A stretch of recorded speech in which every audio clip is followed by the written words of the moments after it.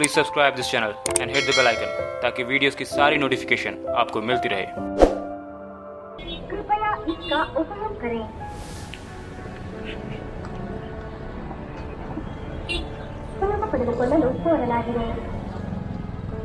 So hello, मैं हूँ इस वक्त श्रीरंगपट्टनम में, जो कि है मैसूर से लगभग 18 किलोमीटर दूर और कावेरी नदी के बीचों बीच।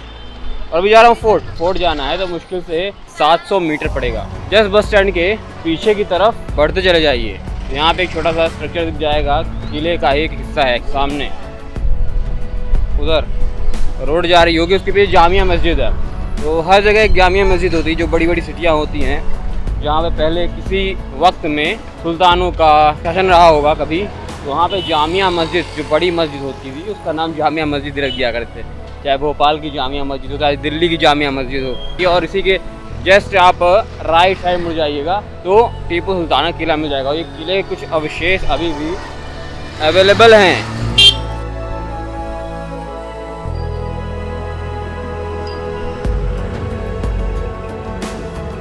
ट्रैफिक जैम, यहाँ पे ट्रेंचेस बने हुए हैं,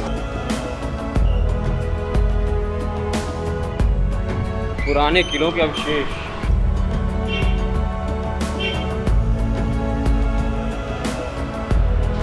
और ये पूरी दीवार हल्की फुल्की बची हुई है।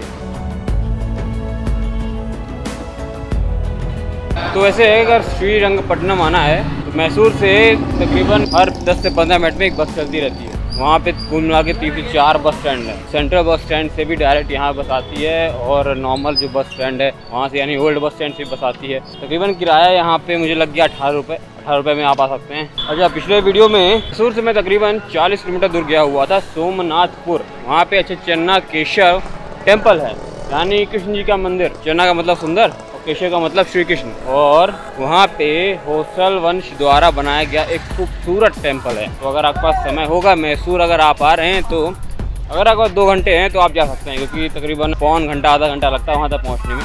गोदावरी और नर्मदा के नीचे, यानी महाराष्ट्र वगैरह से, उसके नीचे चालुक्यों का शासन था। अब चालुक्य जो थे वो कई प्रकार से थे। शुरू में बादामी हुए, बाद में राष्ट्रकूटों ने अधिकार कर लिया, और उसके बाद फिर आए कल्याणी के चालुक्य। तो चालुक्य खूब सारे थे। तो ये कल्याणी के चालुक्यों में 3 हिस्सों में बट गए। जो महाराष्ट्र वाला हिस्सा था वो कहलाया देवगिरी के यादव। तो यादव जो थे वो महाराष्ट्र के इलाकों में फैल गए थे और काफ़ी अमीर हो गए थे, क्योंकि उन्हें युद्ध करना नहीं पड़ रहा था, तो सोने से लदे रहते थे। दूसरे हुए आंध्र प्रदेश के काकतीया, ये हीरे से लदे हुए थे, तो सोने के साथ साथ हीरे जवाहरात भी उनके हिस्से में आ गए थे। पपी, हेलो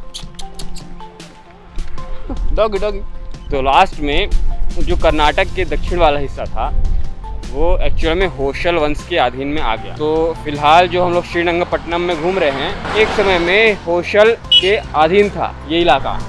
और जो पिछला वीडियो आपने देखा था वो उन्हीं के द्वारा बनाए गए 1500 टेम्पल में से एक टेम्पल था। अब आगे कहानी बताता हूँ। होता ये है कि शुरुआत में जब उत्तर की ओर अरब आक्रांताओं का इन्वेजन हुआ, तो शुरू के 100 साल तक मध्य और दक्षिण भारत अरब इन्वेडर्स से थोड़ा दूर रहा, उनसे टच में ज़्यादा डायरेक्ट कॉन्फ्लिक्ट नहीं हुई। लेकिन जब खिलजियों का शासन शुरू हुआ तो अलाउद्दीन खिलजी ने देवगिरी पे आक्रमण किया था, और यानी यादवों पे, यानी महाराष्ट्र पे, और खूब लूटा था उसको। डंपर भर सोना उनको मिला।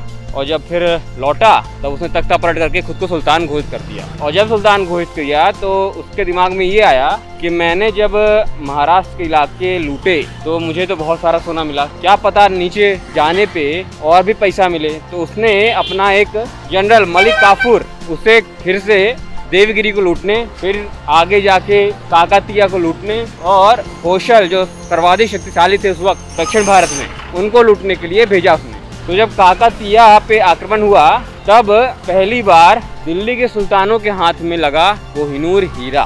तो पहली बार कोहिनूर नाम का एक हीरा वो दिल्ली के सुल्तानों के अधीन आ गया था। अब वो वहाँ से द्वार समुद्र की ओर बढ़ने लगे। द्वार समुद्र कर्नाटक के दक्षिण में पड़ने वाला एक छोटा सा हिस्सा था, जो कि एक समय में कैपिटल था होसल का। तो घेराबंदी करके मलिक काफूर बैठ गया। तो एक जगह थी, आप ड्रॉप करोगे? तो thank you so much. Sorry? April Delhi wow Punimonde. I can't understand Kannada. Kannada.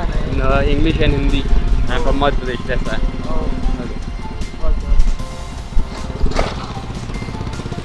Ditch ho. Tipu death, yeah. Thank you so much. तो आप पहुंच चुके हैं टीपू सुल्तान के डेथ प्लेस पे।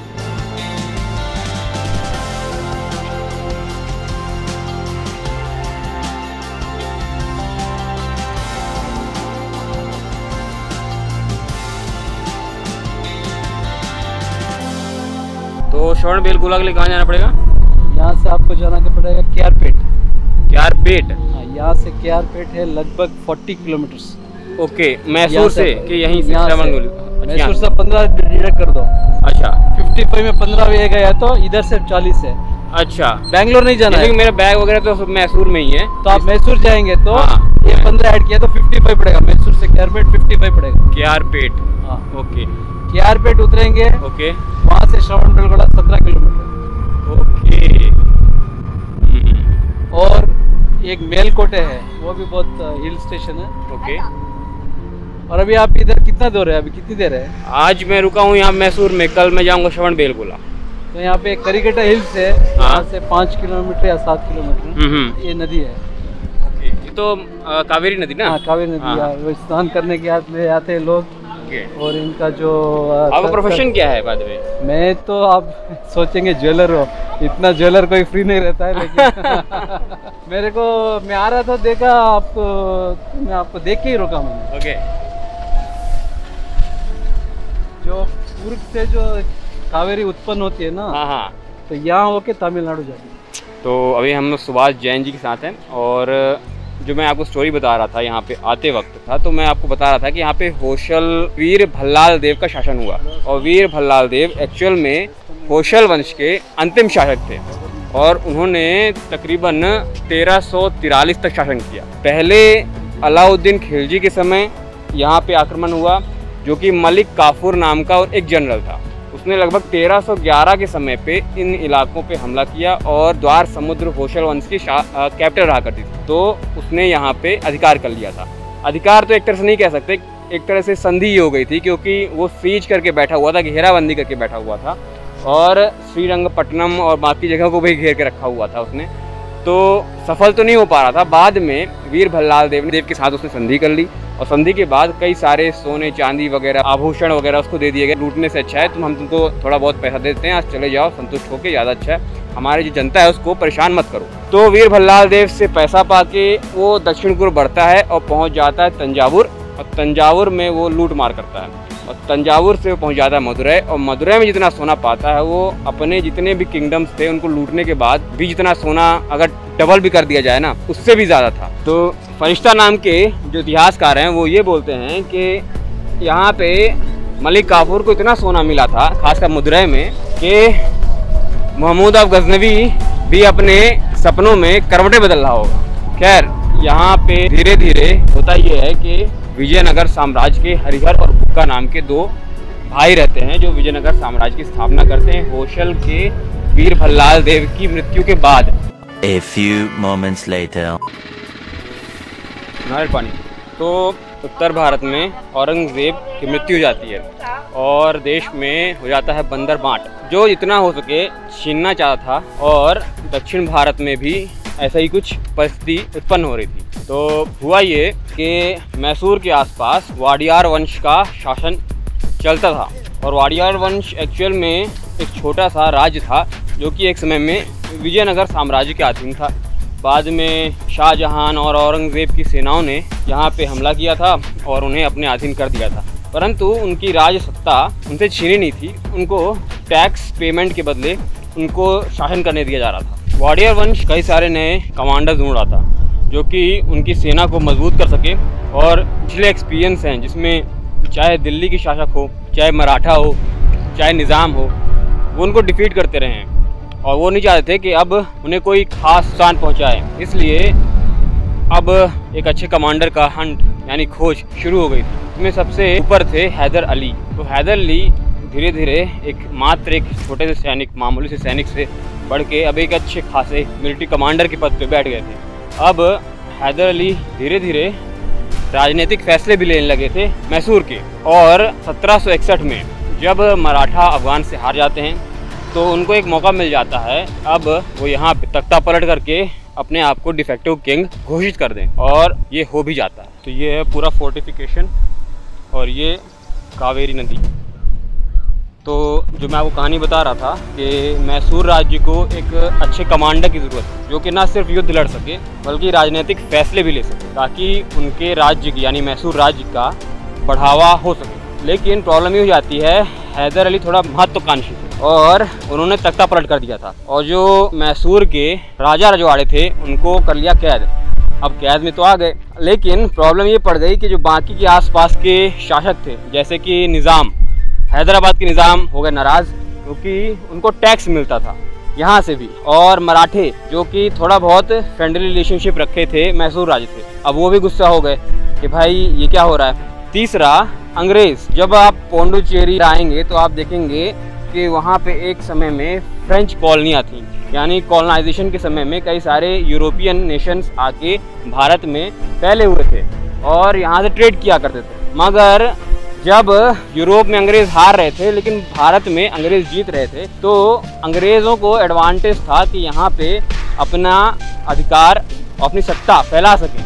तो टीपू सुल्तान और हैदर अली ये दोनों एक्चुअल में प्रॉब्लम क्रिएट कर रहे थे। तो अब अंग्रेज़ और हैदराबाद के निज़ाम और मराठे ये तीनों एक हो गए और हैदर अली पे आक्रमण करना शुरू करते हैं। तो पहला जो युद्ध होता है हैदर अली और अंग्रेज़ों के बीच, वो 67 और 68 से एक्चुअल में धीरे धीरे एक्सकेलेट करना शुरू होता है। ये 1767 और 1768 की मैं बात बता रहा हूँ। यहाँ से हैदर अली एक सरप्राइज़ कर देते हैं, बेंगलोर से होते होते पहुँच जाते हैं चेन्नई और कहते हैं कि मद्रास के आसपास पूरा किलाबंदी कर देते हैं। किले का ही एक हिस्सा था और ये स्मारक कहते हैं कि ये पूरा यहाँ पे एक्चुअल में युद्ध हुआ था और कई सारे योद्धा यहाँ पे शहीद या मारे गए थे, चाहे वो अंग्रेज़ के हों चाहे टीपू सुल्तान के हों।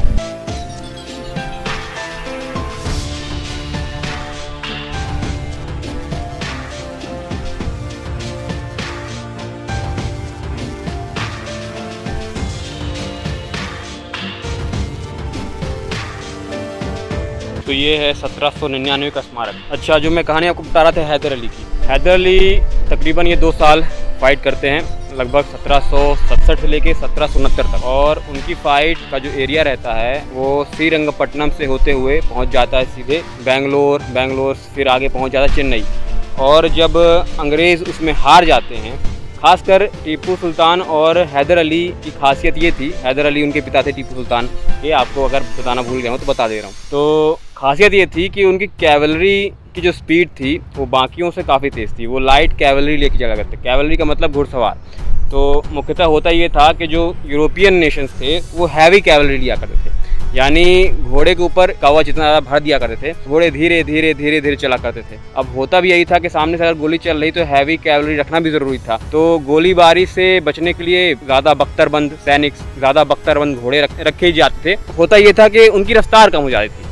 हैदर अली अपनी रफ्तार की वजह से जाने जाते थे। बेंगलोर से कब वो चेन्नई पहुंच गए और अंग्रेज़ों को पता भी नहीं चला, और अंग्रेज़ वहां से रीइंफोर्समेंट लगातार बुलाते रह गए कि भाई पीछे से कोई मदद करने आ जाए वगैरह वगैरह। तो उनकी सेना पहुंचने में लेट कर गई और पोजीशन लेने में देर कर गई। दिक्कत ये हो गई कि अंग्रेज़ वो युद्ध मात्र 1-2 दिन के लेट पहुंचने में ही हार गए। तो जो एडवांटेज था यानी अपर एडवांटेज लेना था वो हैदर अली ले चुके थे, और वो वहाँ पे पूरी तरह से अपने जो पोजीशंस थी चेन्नई के आसपास, जो hills top important strategic locations थी, वहाँ पे वो बैठा देते हैं और बना देते हैं। इसकी वजह से फर्स्ट वॉर हैदर अली जीत जाते हैं। दूसरी प्रॉब्लम ये क्रिएट होती है कि उस युद्ध में ट्रीटी करते हैं अंग्रेज़ों के साथ हैदर अली। बोलते ये हैं कि अगर आपको जीवित रहना है, जो पकड़े जाते हैं अंग्रेज़, तो हमारे साथ ट्रीटी करनी होगी, और ट्रीटी ये होगी कि दोबारा आप हमारे साथ युद्ध नहीं करोगे, और अगर युद्ध की नौबत आती है तो आप हमारा साथ दोगे, और हम अगर किसी से युद्ध करते हैं तो आप उसमें भी आप हमारा साथ दोगे। अंग्रेज बोलते हैं जी सर, हम तैयार हैं, हम आपकी बात मानेंगे और हम आपकी तरफ से युद्ध लड़ेंगे, अगर कोई प्रॉब्लम होती है तो भी हम आपका साथ देंगे। अच्छा, ये सब शांति समझौता होता है। उस शांति समझौते को बोलते हैं मद्रास की संधि। तो तो मद्रास की संधि एक्चुअल में हैदर अली और अंग्रेज़ों के बीच होती है, जिसमें अंग्रेज़ों का साथ निज़ाम यानी हैदराबाद के निज़ाम और कुछ मराठा सैनिक भी देते हैं। अब प्रॉब्लम ये होती है कि 1771 और 1770 ये 2 ऐसे साल होते हैं जब मराठा हमला करते हैं हैदर अली की सेना के ऊपर। अभी हैदर अली जो है कब्जा करते करते टीपू सुल्तान को भेजते हैं कि भाई जाओ बाकी इलाकों पे भी अधिकार करो ताकि हमें ज़्यादा से ज़्यादा टैक्स मिल सके। तो हैदर अली टीपू सुल्तान को भेजते हैं, तो टीपू सुल्तान ऊपर कर्नाटक के हिस्सों में, आंध्र प्रदेश के हिस्सों में और कुछ महाराष्ट्र के आज के समय में हिस्सों में हमला करते हैं और कब्जा भी कर लेते हैं, परंतु वहाँ रिटेलिएशन होता है मराठों की तरफ से और मराठे फिर वापस में वो जगह जीत लेते हैं। तो होता ये है कि अंग्रेज़ मदद ही नहीं करते, यानी ना ही 1771 में और ना ही 1777 में। अब इससे हैदर अली फिर गुस्सा हो जाते हैं कि भाई हमने तो संधि की थी और संधि में ये था कि आप हमारी मदद करोगे और आप हमारी मदद कर ही नहीं रहे हो, उल्टा आप चुप्पे चुप्पे मराठों संधि कर रहे हो। एक्चुअल में अंग्रेज़ों के बीच और मराठों के बीच उस समय चल रहा होता है युद्ध। फर्स्ट एंग्लो मराठा वॉर कहलाता है। तो मराठा यानी महाराष्ट्र से बिलोंग करते होंगे तो नाना फडणवीस को सब जानते होंगे, चाणक्य कहलाते थे वो मराठा साम्राज्य के। और उसी वक्त जो मराठा सरदार थे जैसे भोसले हो गए, सिंधिया हो गए और गायकवाड़ हो गए, ये सब मराठा सरदार थे, अपने अपने इलाकों में राजा कहलाते थे। तो सरदार ज़्यादा मजबूत हो गए थे ना कि पेशवा। एक समय में पेशवा शक्तिशाली थे, शुरू में उसके पहले छत्रपति शिवाजी महाराज थे वो शक्तिशाली थे। तो अब अंग्रेज जो हैं मराठों से संधि कर चुके होते हैं। अब प्रॉब्लम ये होती है कि मराठों से भी संधि कर ली है और मैसूर से भी यानी हैदर अली से भी संधि कर ली है। तो अंग्रेज थोड़ा सा असमंजस में थे कि किसका साथ दें। तो उन्होंने सोचा कि चलो मराठों का साथ देते हैं, क्योंकि मराठे भी दुश्मन किसके हैं, हैदर अली के।